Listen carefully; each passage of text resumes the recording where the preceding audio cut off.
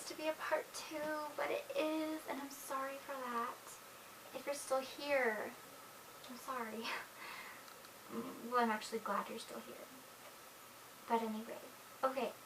So I was just talking about like girls rule, boys rule, like if the females ruled the world, and that can come across as a feminazi, but just like in some, I don't want to say dystopian because that makes girls seem like evil, you know, like it's the end of the world and maybe the girls like brought it that way.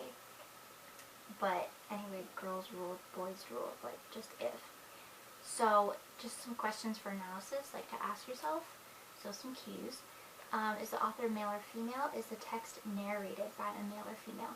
What types of roles do women have in the text? Are the female characters the protagonists or secondary and minor characters? Do any stereotypical characterizations of women appear? What are the attitudes towards women held by the male characters?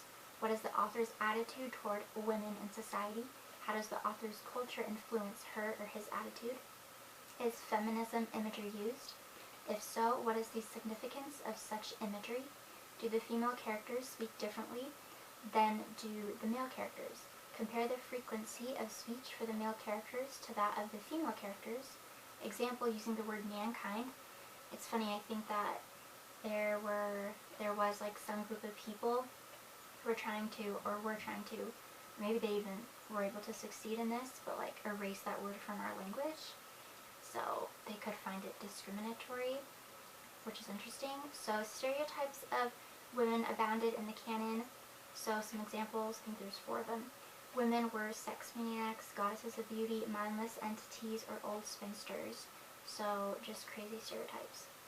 Now, something else. Present-day feminist critics believe that discrimination against women still exists not only in America, but worldwide. Discrimination in the workplace, in the home, in the church, in government, and in society as a whole. But I will say that we have it pretty good here in the US, here in the States for the most part. I mean, it's still there, but there are places in the world where we're just treated so terribly, and it's pretty horrific. So, alright, so just a few last thoughts, and then we can really wrap this up, and then I'll let you go, but you're excused at any time, obviously. Okay, so, this is just about the last quiz, which is about a little bit of everything.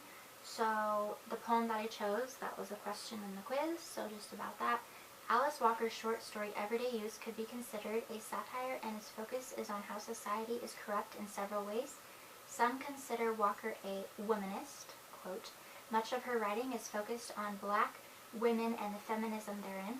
Everyday Use, this short story, has elements of jealousy and comparison amongst women, even young girls. Appearance seems so important in our society, and women and girls are taught to be pretty and expected to be pretty, or else there is something wrong with them.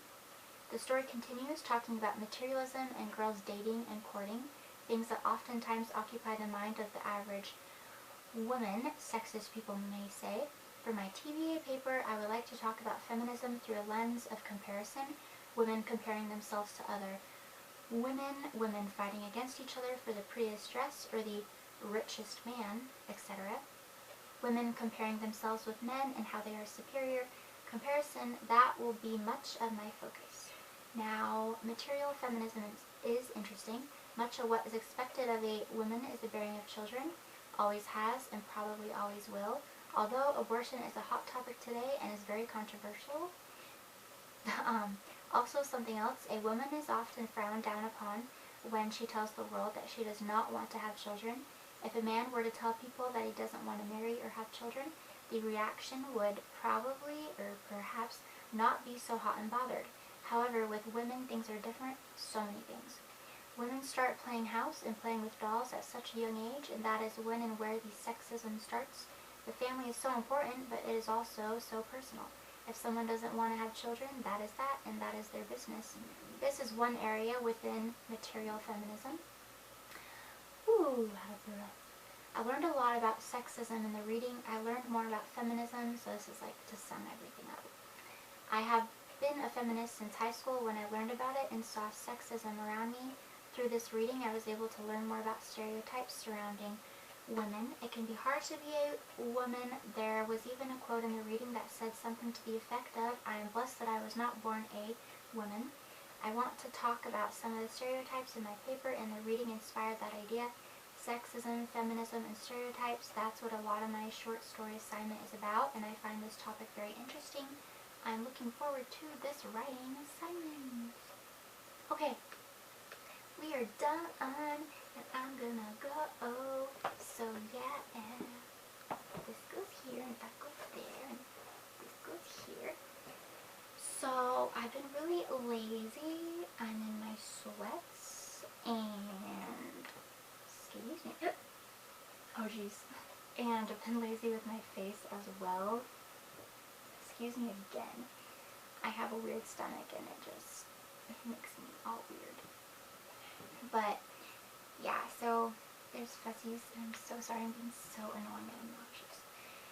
Anyway, I need to put my face on, and I need to change because we got peeps coming over, and I need to like attempt to look presentable because why not? And it can be fun. But anyway, so that was our class today. It's fun being a teacher, right? So, I want to be one when I grow up. Okay, but really no. So, really though, I'm gonna go. Okay, bye!